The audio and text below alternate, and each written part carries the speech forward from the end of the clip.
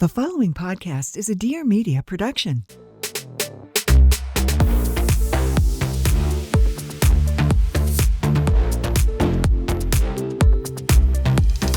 Does anyone actually know what's going on here? I literally have no idea. Help. We're 20 whatever.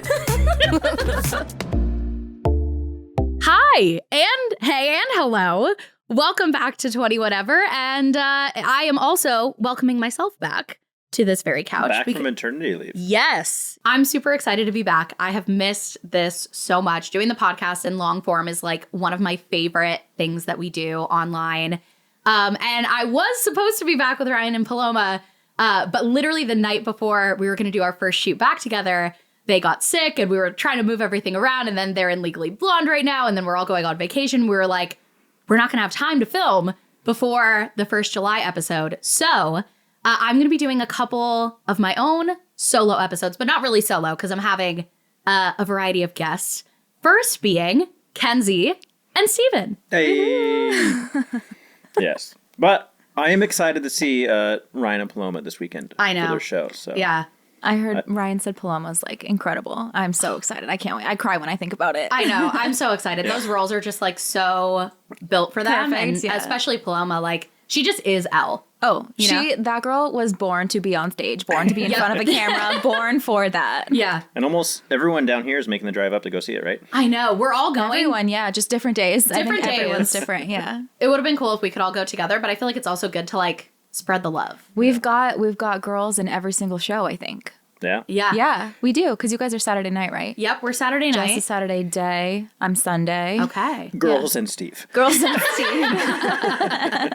I was assuming that I would just go. And then Steven was like, I'm going to this. Like, I'm not missing this. Yeah. Yeah.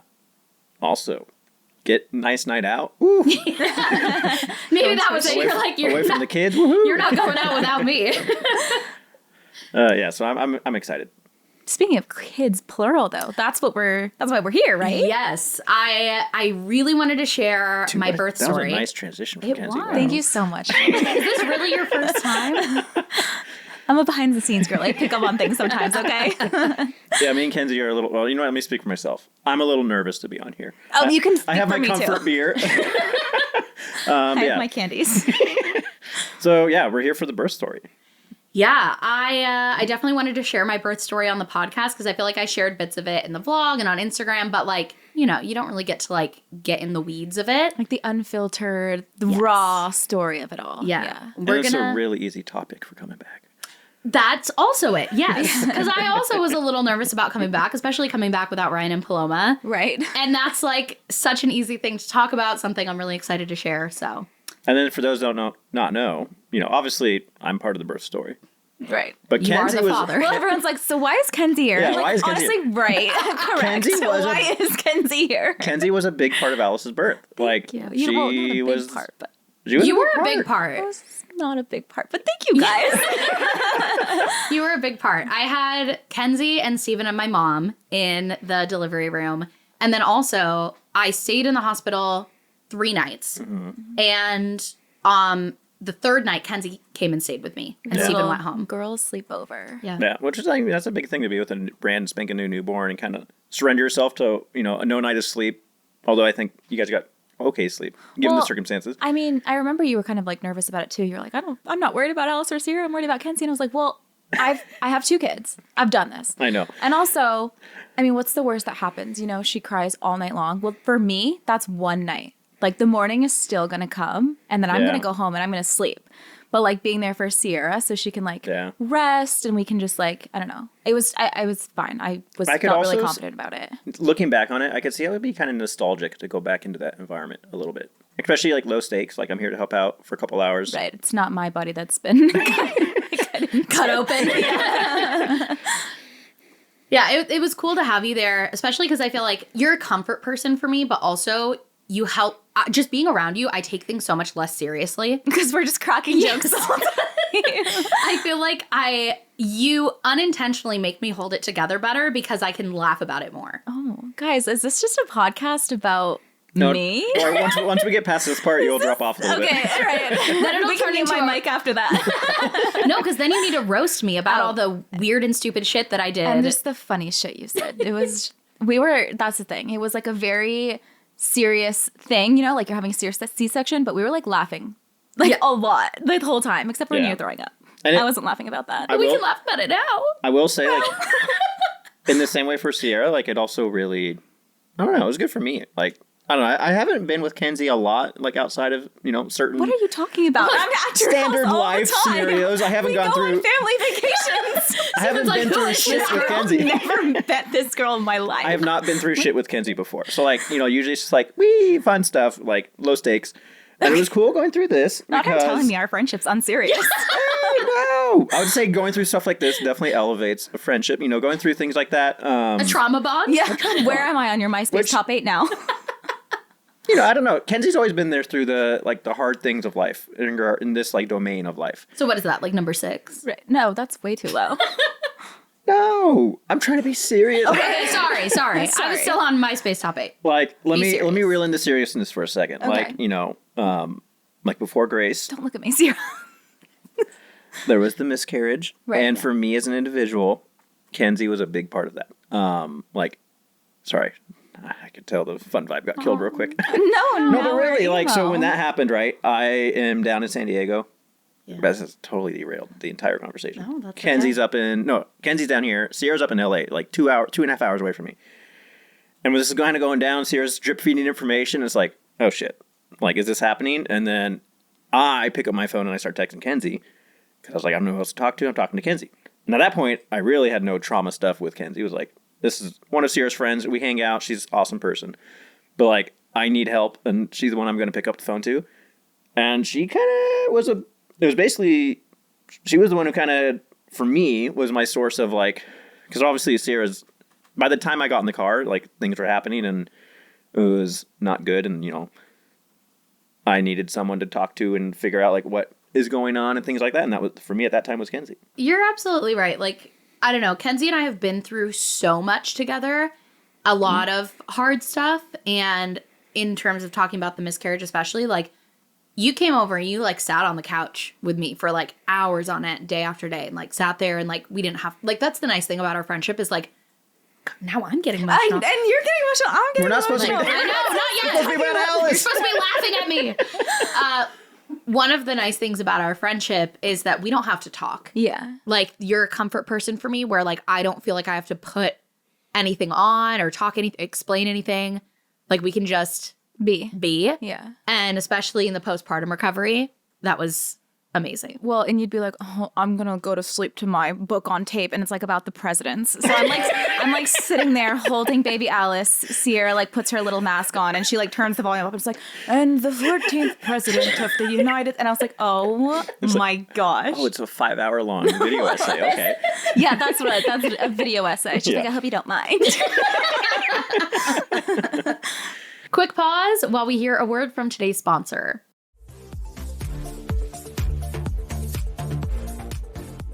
Today's episode of 20 Whatever is brought to you by Quince. Whenever I'm gearing up for my next trip, deciding what to pack is always the most stressful part. Like, whether it be my clothes not fitting or being worn out or just not matching the vacation vibe that I'm going for. But discovering Quince has been such a game changer. It's my go-to for high quality vacation essentials that I will be packing for many trips to come. They have so many great options like premium European linen dresses, blouses, and shorts from $30, washable silk tops, premium luggage options, and so much more. And the best part, all Quince items are priced 50 to 80% less than similar brands. By partnering directly with top factories, Quince cuts the cost of the middleman and passes the savings onto us. And Quince only works with factories that use safe, ethical, and responsible manufacturing practices and premium fabrics and finishes. I love that. Quince also offers extended sizes and maternity sizes, which has been amazing for me through all different seasons of my life. I recently got one of their 100% European linen sleeveless swing dresses. This comes in white, navy, and black. The quality is fantastic. The fabric just feels amazing. It's so light and breezy. Such a well-constructed piece. And to be able to get that 100% linen at under $70, seriously fantastic. Like it's giving luxury in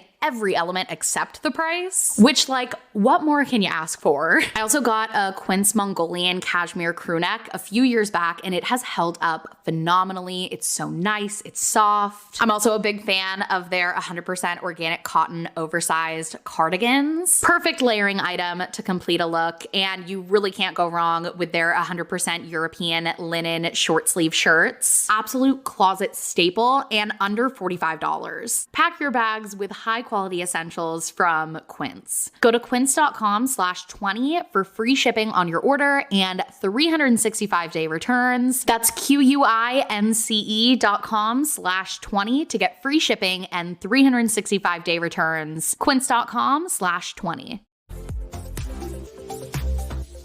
All right. Should we actually get into the so Alice. chronological? Alice is the name of our sweet baby girl that was born a couple months ago. Mm-hmm.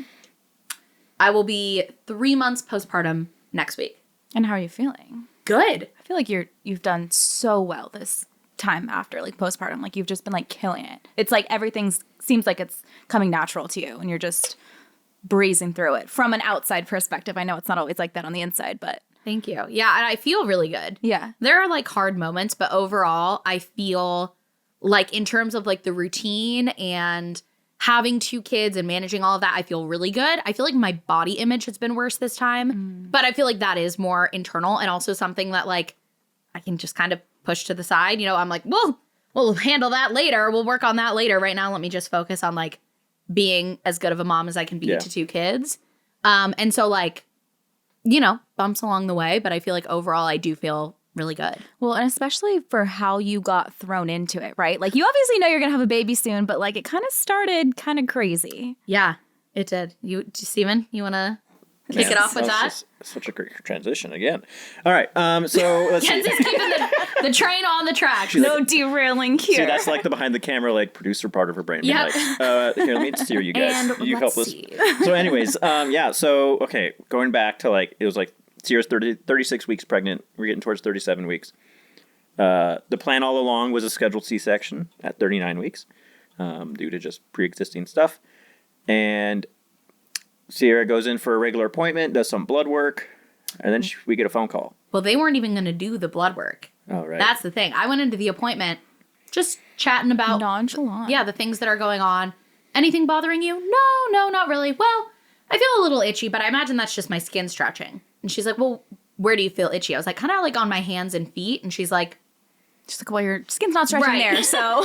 She's like, can I see? Like, do you have a rash? I'm like, yeah, also on my stomach. And, you know, so she's looking. She's like, okay, there's no rash. There's no redness. This could be something called cholestasis. So we just want to check things out, make sure everything's okay. I'm going to send you to get some blood work. And I'm like, okay, my dad is watching my toddler. So I have to go pick her up. Can I come back and do it tomorrow? And they're like, no, you need to go make the arrangements you need to make. Go do it right now. Yeah. I was like, oh, all right, Dad, I will be a little bit late. So I go do the blood work. And yeah, then we get a phone call a couple days later. It's like, hi, you're going to give birth in 2 days. We're going to move the C-section up to be 37 weeks on the dot. And I did have cholestasis. And you forgot the most important part. You were at Taco Bell. This is true. I was in the Taco Bell drive-thru. Where she gets the call. Yep. Or it wasn't even a call. It was a message on the portal. patient portal. So I'm like, hello, dear Sierra. I'm like waiting at the window for my food, and I'm like, oh, a message on my, healthcare app, and I open it up. Pack your bags, bitch. Yeah, totally. I didn't get to eat my Taco Bell because I started crying, and I parked in the parking lot, called Steven, called Kenzie, called my mom. My parents were also on a trip. They were camping. I didn't even know if they were going to have service to here. So I did get a hold of them. They left early the next day. I'm going through all these phone calls. I had called Steven and told him, but then I was like, okay, I have to go. I have to figure it out. Whatever. So in the parking lot. Yeah. Well, yeah, so Sierra's on the phone crying, oh my God, this is happening. And I was like, well, shit, this is happening. And I was like, well, also, oh, shit. Sierra's in a parking lot somewhere just crying by herself, probably filled with, like, the reality of, you know, one, it's like, you know, looking back, the most stressful part was, like, logistically, we're not ready for this. Two, in 2 days, this is happening. Yeah, who's going to watch our toddler? But, like, also in the moment, we were also really scared because obviously if they're wanting to move, like, a C-section to be in 2 days at 37 weeks, like, that gives, for, like, an uninformed person, that's, like, doctors are worried and moving quick, and that's always kind of a scary vibe. Well, it is scary. The way the doctor explained it to me was like choleostasis makes the risk of stillbirth go up substantially the longer you go in pregnancy. So that's why they do it at 37 weeks, because that's considered like the balance point of like too early versus versus early. It's technically like full term. Right. Yeah. So yeah, but like vibes were like, this is like, and I was getting nervous of like, man, this means, and I didn't know. I mean, I don't know anything about birth, but like 37 weeks sounded early. Like doing 3 weeks early, like almost a month earlier than Grace was born at 41. Yeah. It was like, oof. But at that point, it was just a lot. So anyways, we dealt with that. He tracked my location. Yeah, I found Sierra in a parking lot, so I actually drove up, found her, and came into her car, and she was just crying, you know, her support people. Oops, sorry. She was crying, calling her support people, and I just sat in her little car. Ends up, she didn't even eat her little Taco Bell. It got soggy. And she just threw it all away. She's like, I can't eat. Like, she was just sobbing. Anyways, we kind of came back. I'd say we had like 4 hours of relative hell and stress. And then we had, it was Kenzie, right? It was Kenzie and then Sierra's brother. Right. I don't remember this night at all. Kenzie came over. We went to Target.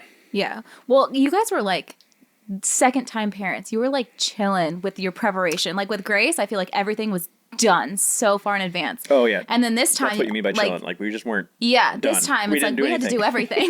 We had 2 weeks left, we thought. Yeah. So we were like, those 2 weeks we had a lot planned for like baby prep, work wrapping up Get stuff. the bassinet. Yeah, work. Like we had, like that was gonna be my busiest week of work of things I had to do critically, and then all of a sudden I had like 3 hours to wrap up work for 2 months, and I was like, bye. Like let's schedule critical meetings now because I'm about to disappear for 2 months. Yeah, so Kenzie came over. We like got a bunch of the baby stuff done. We went to Target, and then my brother and his wife and their son came over. And and I think the most important part, not so much like what we got done that night, because I don't think anything crazy got done. It was more so like distraction. Almost. And like I think that gave us a chance of like, okay, you know what, we're gonna figure this out. Yeah. So like it ended that like period of hell of like Well, we got Sierra's to-do list done. We got to like kind of chill and like calm down a little bit, and then it made it so that the next night you guys could really enjoy that with Grace and feel good about going into the hospital the next day. Yeah, and that was really big because I do think that last day before we went in was a really special day. Really special. Really romantic little family day. Yeah. Yeah. And Grace was so excited. She didn't, and we purposely didn't communicate to her any of the like, this is scary and stressful. Stuff, yeah. So to her, it was just like, oh my gosh, one more sleep until I meet my baby sister. Like it was just pure excitement. So we did that, and then romantic night with the family, and then woke you up, and like appointment at the hospital is 10 o'clock. Yeah. I checked in at 7. Is that right? You and the biggest bag anyone has ever seen.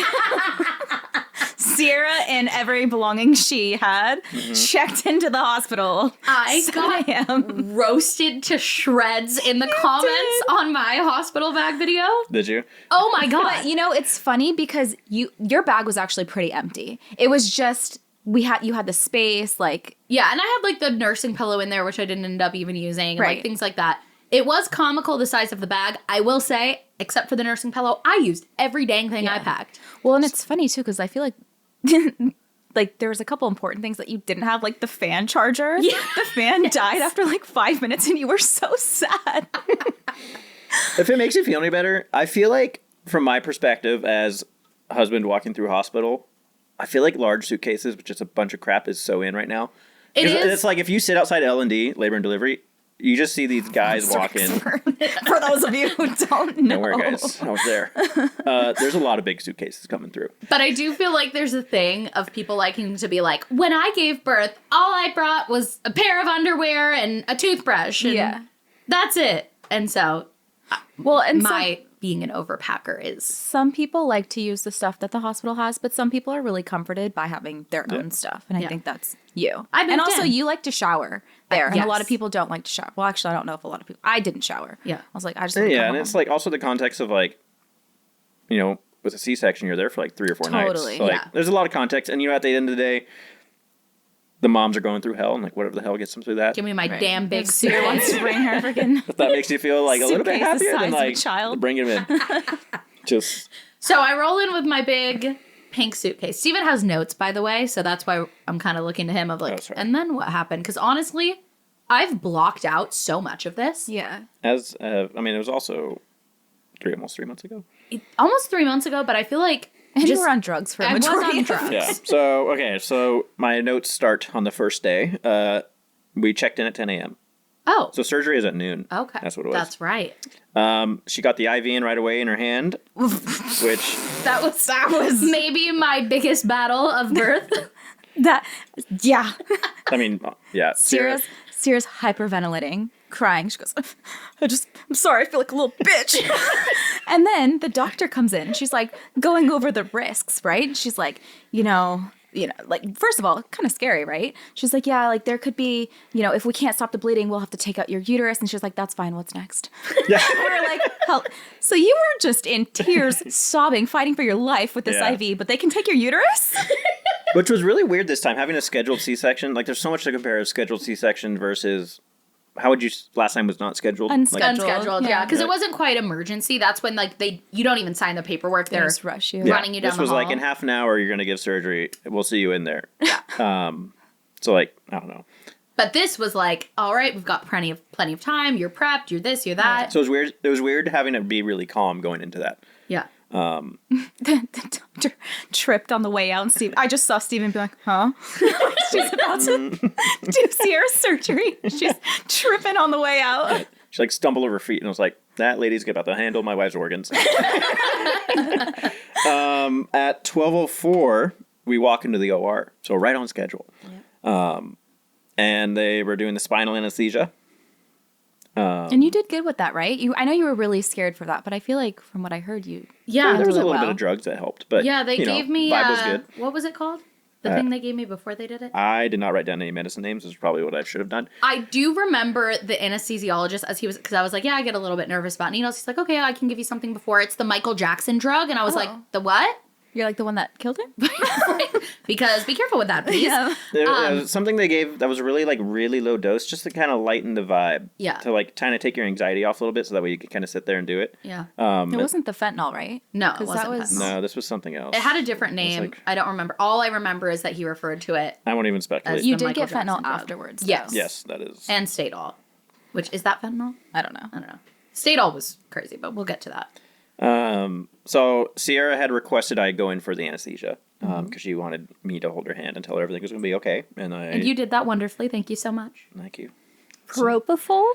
Yep, Yes. that was it. That was it. Did you Google Michael Jackson drug? Yeah. Yeah, so that was like they give that like an extremely low dose, right?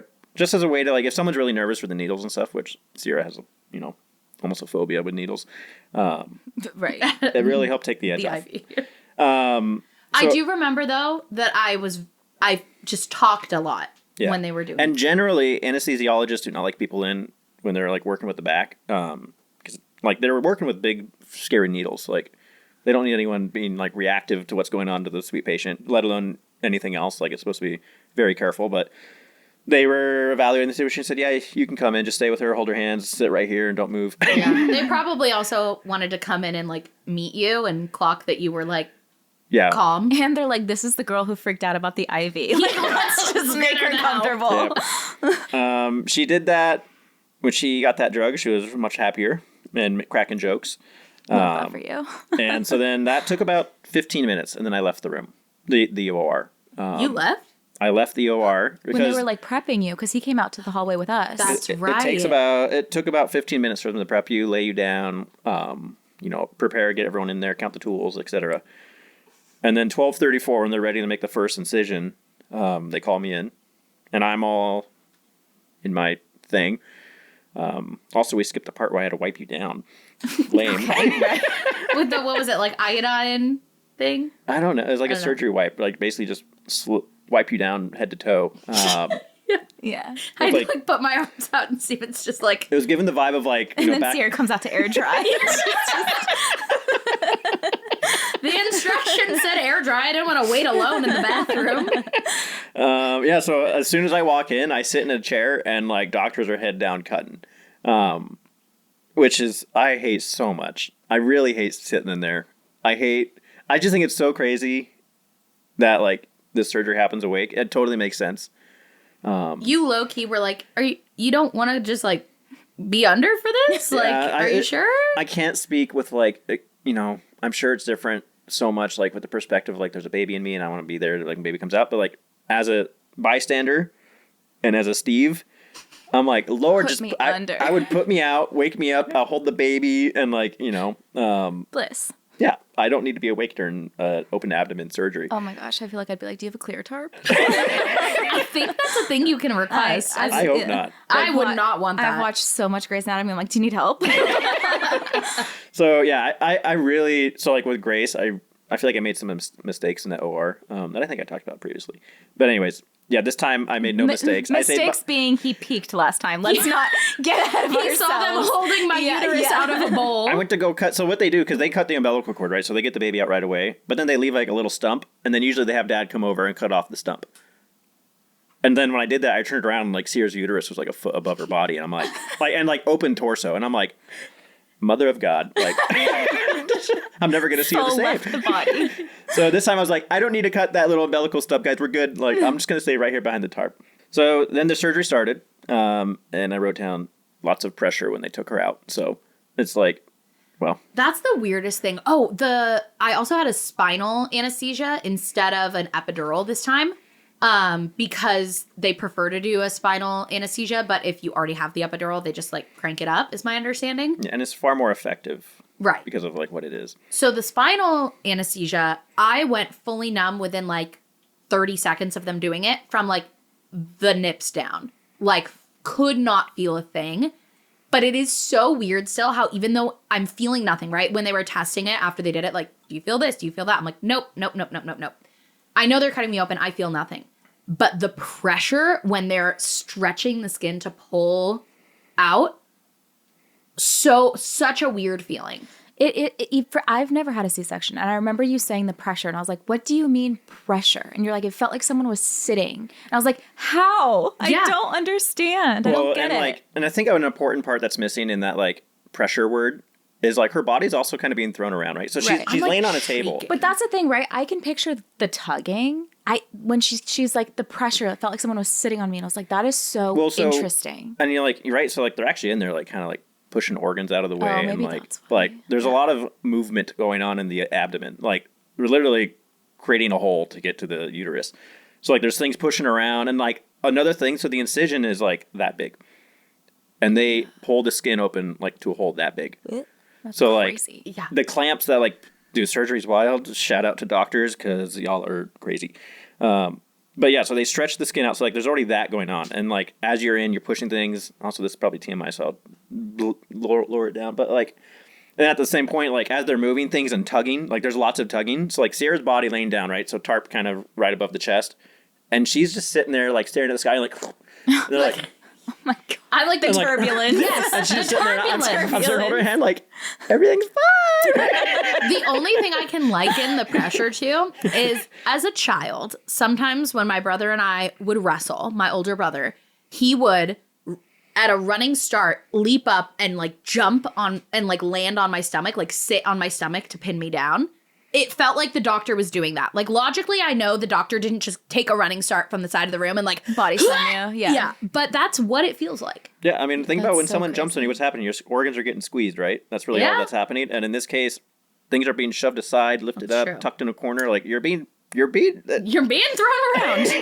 So, anyways, that happens. Alice is born. Alice is comes born. out. You know, things were going on, and this time I didn't go over, so like I didn't see Alice, right? And it's always because we're behind a tarp too, so right. So we actually, even with Grace, have no eyes on, and they usually do like a pretty good job getting the baby far along. I guess the medical term is resuscitating. Before like I would then go when I saw Grace, but this time it seemed like it took a little bit longer. And one of the things I had told Steven before the birth, because we were talking about like we wanted to establish beforehand, like, things that help, things that don't help. You know, Especially like lessons learned from Grace. Yeah, the support that I would want from him. And I told him, don't tell me it's okay if you don't know it's okay. Yeah, like, I want to, yeah. I think last time I was like, oh, things are totally fine. Yeah, it's fine. It's fine. Like, I'm going to gently lie in some places just get you through the moment. And then, but yeah. This time. So I had said, like, be honest with me. Don't tell me things are okay if you don't know. I want to be able to, like, fully trust and not read into things. And I think you did such a good job of, like, assessing the situation, but being honest with me. Like, she came out, she didn't cry right away. And then she was over there with the doctors for a few minutes. And so I was saying to Steven, like, what's going on? Is she okay? What's going on? And you said, the stress in the room is low. Yeah, it was like the demeanor in the room is low. No one's panicking. Yep. Which, you know, hopefully doctors never panic. But, like, people weren't running around. And, like, the NICU team or the team working on Alice, because there's always a NICU team with C-sections. Like, the NICU doctor walked out. Yeah. And so you were narrating those things to me, but also not just blanket. It's fine. She's great. Like, you were really honest with me, and I appreciated that. Yeah. Wow. And Sarah's repeating these questions, like, every 5 seconds. Like, what's going on? Is everything okay? And it's like, I don't know. But there's a low sense of urgency. Low sense of urgency. And, like, the doctor walked out. Like, I have no idea what's going on, but that's what's happening. Yeah. And then she was okay. She was fine. They brought her over to me. She came over all nice and clean, bundled up. It was like she never came out of a body. And then Steven got to hold her up to my cheek, and it was so special and emotional. And I was just so happy that she was there safely after, like, everything with the cholestasis, and just so happy to have her there.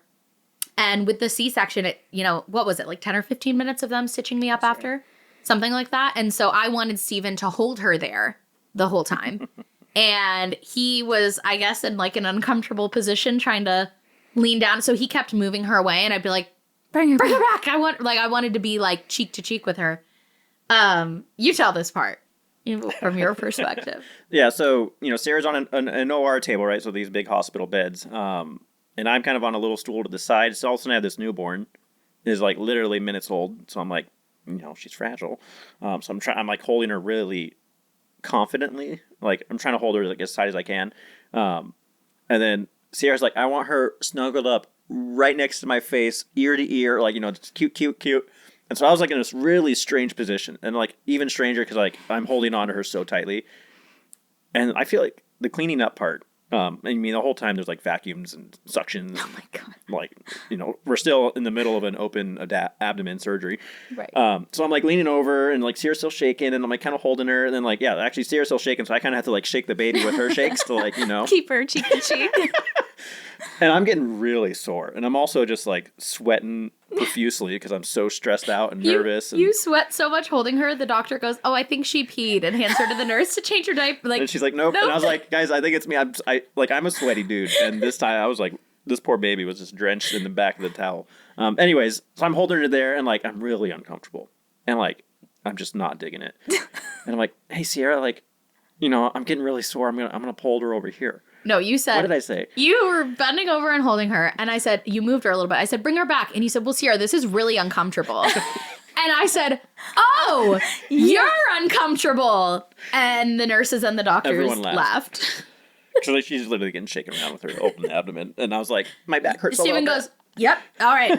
And held her there the rest of the time. You know what? You're right. I'll keep her there. I won't bitch anymore. That was, I think, like, the funniest moment. It instantly put me into reality. I was like, you know what? Like, yep, that can't be that bad.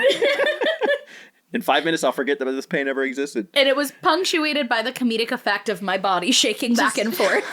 And you were just so loud with that. It was fun. Yeah. Good times. So they stitched me up. We go out in the hallway. Alice got to stay with us the whole time. Kenzie and my mom are waiting there. What was it like waiting in the hallway? It went by so fast for us because we were just, like, anxiously waiting. Like, your mom was like, ear to the door. We were so like, when the NICU doctor came out, we were like, okay, that's a really good sign. Yeah. And then you guys came out. They wheeled Alice out first. I didn't even really look at her. Or no, they wheeled you out first. And then your face, it's like you weren't panicking, but I could tell this was the part you were nervous for. Because I think this is the part that you had a really hard time with Grace. Was afterwards you were in so much pain, right? Yeah, afterwards, after the C-section with Grace, they, I guess, I don't know, they took down the pain medicine quicker than I needed it. And the most pain I've ever been in my life was like 10 minutes after birth up until an hour after birth because the anesthesiologist was in another room and they weren't able to come back in and give me more medication. Yeah. And so that was like intense pain. It was also really sad for me because I wanted to hold her and do skin to skin and try to breastfeed. And like, I didn't get to really do that with Grace because the pain was too much. Yeah. Well, it's because it's like I could tell you were doing good, you were doing fine, but I could tell that you were also like a little bit nervous. Yeah. And then, so yeah, we went into the room. I hadn't even really looked at Alice yet at that point because I was like kind of like standing by you. I was like, hey, how are you? Like, whatever. And then you immediately, you're like, bring me the baby. And like you got to do skin to skin, you got to breastfeed. Yeah. And they were really on top of like the medication. And then I had like ones that I could ask for when the pain spiked, and they had told me that in advance. Yeah. Which was nice, just like because I had communicated to them what happened last time. And so they were super on top of it. And like they had the medication all ordered, ready for the nurses. Because the part that like with Grace was like Sierra was in pain, and the anesthesiologist, like they're bouncing around. It's like if there's something urgent, like it could take them a couple. Well, it feels like forever. That's the thing. He came sprinting out of Sierra's OR because apparently he came running out, and we were like, was that for her? And then we had another nurse and they were like, no, there's a mom waiting for epidural and she's throwing things. So he's like booking it down to the other room. I remember because they're in the OR, like this nurse kept coming in. It's like, are you going to be done soon, doctor? And he's like, oh, yeah, like we should be done soon. Yeah, he booked it. But no, so it's funny you say that because there was one time after where Sierra started to like feel some pain and she started to get really mad. And she was like, they told me the spinal tap was going to last 2 hours. What time is it? And I was like, Sierra, it's 2:35. And you were like, oh. it was like right at the 2 hour. Right? Yeah. Like, we were like, okay. Oh, wow. But the only drug that they gave me afterwards that made me feel loopy was the Stadol. And I remember my mom telling me that like she remembers what that was like from her births. And so the regular, whatever they had me on, like. I think it was fentanyl is the regular one. Yeah. They do that and it kind of hits and then it kind of drifts. Yeah. it doesn't last a super long time either. I felt fully present with the other drugs. I had like a spike in pain and they're like, you haven't had the Stadol yet. Do you want to try that? I was like, yeah. And pretty immediately I was like, nap time. Yeah. I think it was the fentanyl because you could have like, they said like you could have it 3 times within like a certain amount of time. Fentanyl? Possibly. Nurses, doctors, sound off we're in the uninformed comments. in this category. But that was 3 months ago. I got to have that magic hour before I had any of that pain, like spikes in pain and stuff. And she was like kind of rooting around. And so they encouraged me to try to get her to latch right away. And I was able to breastfeed, and which was huge for you. You were really happy about that. Yeah. I last time I didn't get to do that. And I had a lot of breastfeeding issues in general with Grace.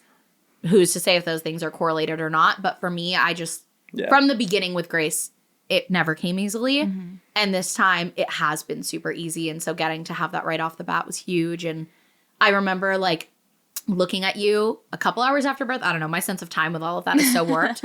And saying like, this is everything I wanted it to be. Yeah. Like, this was so healing. I just kept saying like, I'm so happy. I'm so happy. Yeah, like the entire experience, right? Not just breastfeeding. No, yes, everything. But there were times where you would just be like holding her on your chest and you would just be like crying because you were so happy. Yeah. It was sweet. And I was really happy through all of that, even with, spikes in pain and throwing up and everything else. Like, I was overall so happy. There was so a incredibly lot happy. of vomiting this time around. Yeah, girl, you threw up. Did I throw up? Well, I know I throw up, but you threw up like low-key a lot. It was like 3 to 5 times. And 5 times? It was a lot. And yeah. I can remember. I'm so sorry to say. You really did. And it was messy. It was. And like as someone who me and your mom both don't handle throw up well, but we were like, we gotta stick through this. I actually remember one of them you were like sobbing and I could tell Kenzie was like, she's like, oh God. No, I could I'm see like the red in her eyes, like, about why am I here? Well, there was another time, because you kept wanting to eat. Poor thing, you've been fasting. You were hungry. Yeah. You wanted your mashed potatoes. And we were like, no, Sierra, please don't eat those. Tiny bites. And you're like, no, I want them. It'll be fine. 5 minutes later, what do you know? It wasn't fine. Sierra goes, I think I'm going to throw up. Steven grabs the baby. I grabbed the trash can and handed her. And then honestly, like, bad friend moment, I was like, I'm going to get the nurse. Yeah. I left the room and I was like, nurse. Help. That's so funny. I guess now that I'm thinking about it, I did probably throw up a lot. In my brain, I Not threw probably, up. but I did. You did. I remember throwing up once in the labor room. Yes. And then once in the postpartum room when I threw up on my robe and I cried. You were so devastated. And it was so funny because your mom was like, no, it's fine. We'll just wipe it off. It's fine. You're like, it's not fine. And then, whatever. We made it fine. Your mom leaves the next day and she's like, let me take your robe. And you're like, no, I want to keep it. And she's like, no, let me take your robe. It smells. It's a little gross. And you were like, Mom, you said it was fine. And she was like, but you were crying. See, next time you tell your mom not to lie to you either.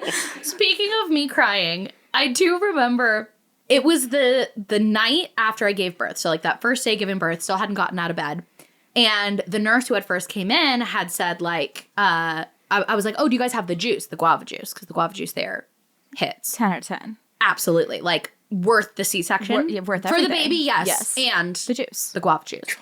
And they were like, no, sorry, we only give that on the labor ward. And I was like, oh, no worries. We had moved up to like an overflow area. Yeah. I was like, What oh, was no. the postpartum floor? Yes, Yeah. the recovery room. And I was like, oh, no worries. Can I get some water? And she's like, no.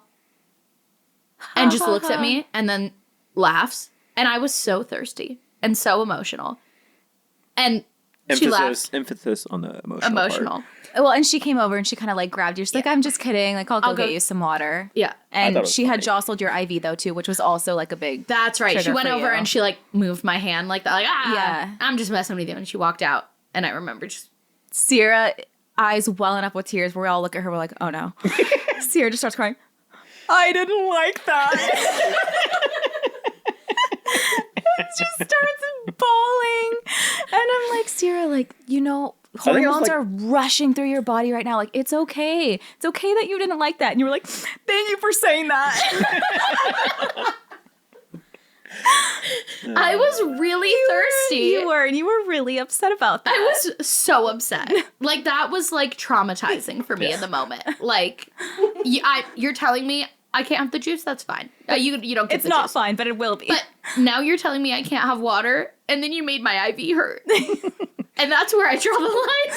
No, and you were like, I'm sorry for crying. I know you guys have to leave soon. We're like, Sierra, it's okay. It's okay. I remember that because you guys were going to leave like 30 minutes later. That's when they close it for visitors. Mm-hmm. And so I was sad that I had wasted the last 30 minutes of you guys with crying. But like, yeah. Yeah. The first day was really good. Yeah. Like, Sierra was even kind of moving a little bit. Like, oh, I was so ready to get out. The comparison of the entire experience, like post-surgery, was like a million times lighter. Yeah. Like, is a good word. Like, it was way less stressful, less scary. Like, Sierra, I think the biggest difference is the first time around, Sierra was really scared. I think Sierra was really, and that, like, that highlighted everything. Like, it highlighted the pain. It highlighted everything. Like, I think Sierra came out of this like, I had no idea that I was going to get the surgery. I got the surgery. I don't fully understand what the healing process is going to be like. Like, am I ever going to move again? Kind of thing. Like, just this in perpetual fear. And like this time around, there was no fear, and it made everything just so much lighter. Like, way easier for you to process, for me to process. There was like jokes being made. Like, it was a way lighter kind of thing. Last time, too, I was coming off of 60 hours of labor with my failed induction. So I was tired. I had been on the epidural for like 24 hours or something. I'd been on fluids for so long that like my body was so just like puffy. And this time I got to go into the surgery after like a normal-ish night of sleep. I got to, I felt just a lot better. And so last time they basically told me like, hey, you're at the cap of how long you can have a catheter in. Like, we have to take it out and you have to walk to the bathroom now. And I was like, so fearful. And this time it was like, so when can I get this catheter out? Because I'm so ready to get up and move around. Yeah. You were also going to the bathroom by yourself. Like, that was something that I was very much prepared for when I stayed with you. I was like, okay, I'm going to be taking care of the baby, but I also need to make sure, like, I'm helping Sierra. right. And you would just, like, get up and go. And I'm like, do you need help? And you're like, no, I got it. I'm like, yeah, by you that got third it? night. What? I remember those. Like, I surprised myself with that too. I mean, I think everything you were doing stuff on your own by the next morning. So like, a little less. Well, she did like a get ready with me. Yeah, was that after the first 24 hours? Yeah, the second night. I think maybe no. I don't know. It must have been the second night because at that first night, like after the first 24 hours, you were. I mean, maybe time is. It's a pleasure that a lot of this is kind of. Oh, you're right, because it was whenever they came in to take her pictures, right? Yeah, so it was around the 36-hour mark, I think. Yeah.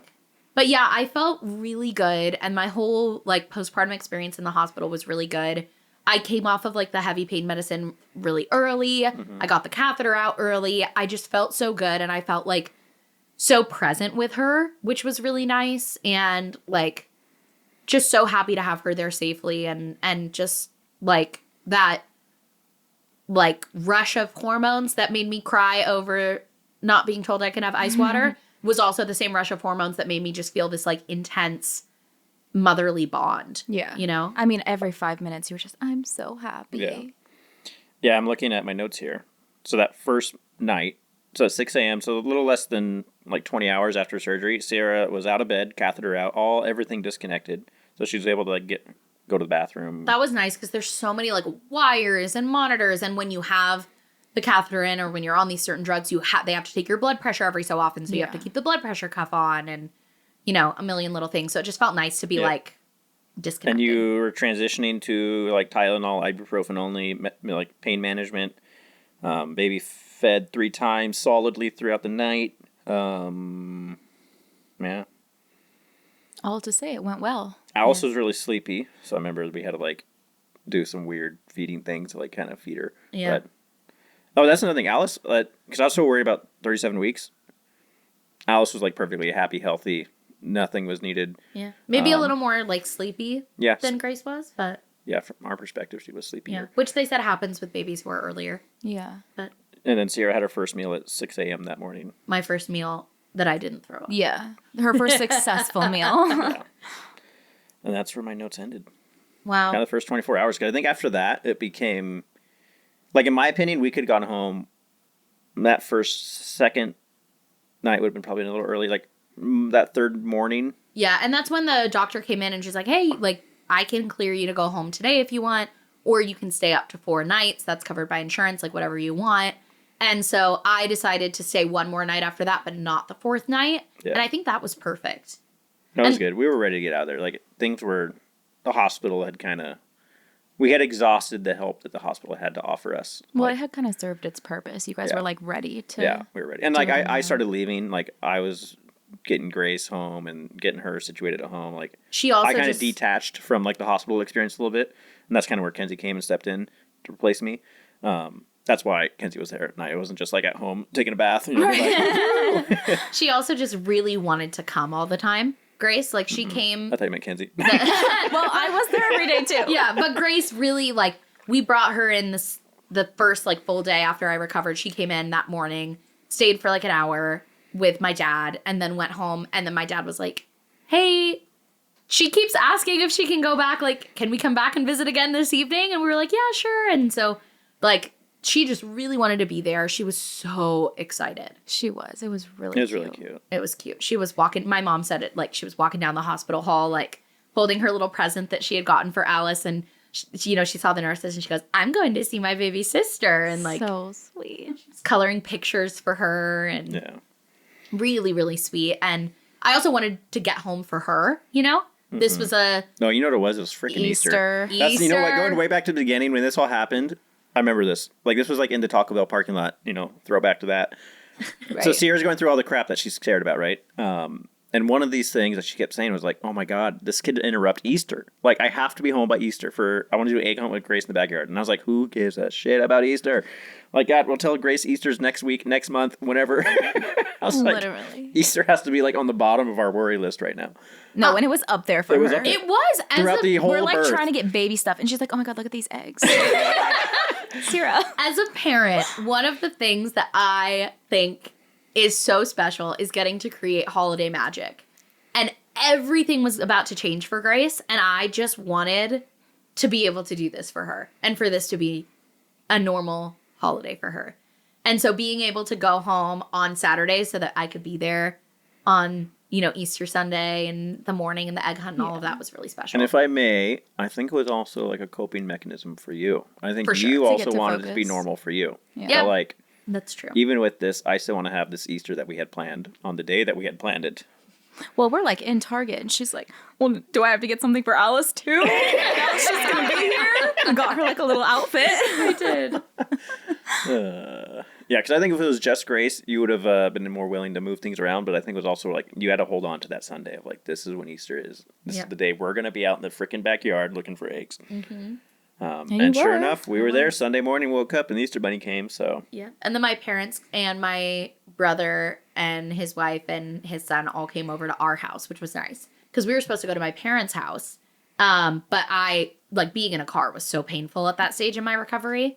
I mean, you're 1 day home, so yeah. We also had a newborn to take care of. Yes, so it was nice that they all came to us, and and that was my birth. Any other little anecdotes that we didn't touch on that you guys can think of? Oh my gosh, our sleepover. Our sleepover was so fun. It was we fun. skipped out. Well, so that last night, Kenzie came over and replaced me. Yeah. Well, I was just going to say, I wasn't even talking about that. I'm just, during our sleepover, I was like, because we had an alarm, right? We were going to feed her every 3 hours. And so I'm like holding her because she's starting to stir, but I want to make sure Sierra gets to sleep every second she can. The alarm's about to go off. It's going to go off in 5 minutes. Sierra pulls her eye mask up and she goes, I'm going to go to sleep. How about you? And I was like, first of all, you've been sleeping for 2 hours and we're actually about to wake up. Like, we're not just dozing off right now. But she was thoughtful. She was like, how about you? I'm like, no, we're actually about to wake up. Yeah. So funny, Alice though. was pretty good at sleeping at night by that point. Like, Yeah. There was a lot of waking up and like kind of shaking the thing back to sleep or shaking her. And It was super cool to have you there too, because I don't know, I feel like there is a part of you that would thrive so much as like a doula or something, you know? Like you just have this very nurturing energy and you're so good with babies. And so that like combination, like you said, she started to stir, you just went and picked her up and you're like, I'll just hold her until the alarm goes off so Sierra can sleep as much as she can. And like that was so amazing and so helpful. And I think that was the best sleep that I got for like the first 3 weeks of her life. dang it. I won, Steven. And it was just special. I think just getting to be there with you, like I just remember you were sleeping and it was one of your naps during the day. Like you were sleeping and I just got to hold her and just like sit there and look at her. And like, I started crying because I was like, this is just so special. Yeah. One, to just be here with you and get to like experience that. And for you to like share that with me was so special. And then two, just like holding this little baby, like we've been waiting for her. And it was just like, so I don't want to start crying. Well, it was just so special. Like there's like one moment like sitting on the couch where I was just holding her and I was like, I cannot believe you're here right now. And like, it was just the best ever. We also asked you to be her godmother in the hospital. Tears. That's right, that was at the hospital. Yeah. Yeah. And that was the first time I got to hold her too, when you asked me that. I was like, oh my gosh, I'm like overwhelmed. It's like the first time I'm like looking at her face and seeing her and she's just so small and cute. It was crazy, but like I loved being part of it and it was just like one of my favorite experiences ever. Yeah. Yeah, the hospital experience was a very good experience. And you deserved that. You deserved to have a good one after how crazy the last one was. And I think it kind of helped set you up for, going home and doing things too, like just feeling better about it all. Yeah. Yeah, I think so. And I think like removing the whole like surgery open abdomen thing. Right. The hardest part, I think, were like those 4 hours after the Taco Bell parking lot. Agree. That was when everything was scary and unknown. Getting to the hospital was stressful. Once I was actually there, it all went pretty smoothly. Minus the IV. To be fair, it took them 2 sticks and they were fiddling around in my vein. You were real upset about that. And I will still be upset about that to and this that's day. okay. Yeah. No, like Sorry, I'm being a little bitch. Yeah. That was good. Yeah. Thanks for doing this with me, you guys. It was for fun. having us. Yeah. My inaugural episode back on the podcast. I know. And our first, well, I guess your second 20 whatever episode. I was never on a full episode. Oh. You got a snippet. I got a snippet on that one retreat video where you kind of like interviewed some people. The team, yeah. Yeah. I was in bed that day. And your first episode. My first So there episode. you go. I know. So I'm going to be having a couple more of these solo-ish episodes before Riayn and Paloma come back. Next week, we have our mom cast planned. Yes, Kenzie's going to be back. I'll be back. And we're going to have Rachel here to talk about all things motherhood and kind of everything that happens as parents after the birth story after you leave the hospital. And then Riayn, Paloma, and I will be reuniting finally mid-July is when we're shooting. So I think that'll be the last 2 episodes of July is when we're all going to be back together right here on this very couch. If you're listening to this, Riayn, P, I love you guys. I miss you guys. Super excited to see them in Legally Blonde. Yes. Like we said. They're going to kill it. Yeah. And I was going to say that's it, but no. We've got to do a Woo Girl Minute. Your first Woo Girl Minutes. All you have to do is woo. Okay. It's not that hard. I'll do the rest. Woo! Not yet. Oh. Please hold all woos until the end. Instructions unclear. I just wooed. She's like right there first and last. Today's Woo Girl Minute is from Jordan. She says, my Woo Girl moment for today and basically the year is that I got engaged the day after Christmas. My sweet partner knows I get sad the day after, so he made it our own little holiday. Aww. And now 1, 2, 3. Woo! Congratulations, Jordan. We're so happy for you. Well, thank you guys so much for watching or listening. Make sure to subscribe to us on YouTube, Apple Podcasts, Spotify, anywhere you find your podcasts. You can also follow us at 20whateverpod on Instagram. Riayn, Paloma, and I all have our own Instagrams as well. And you can follow Kenzie and Steven.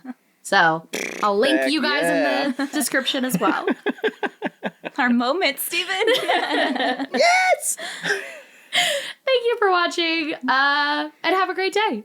Bye. Bye. Bye.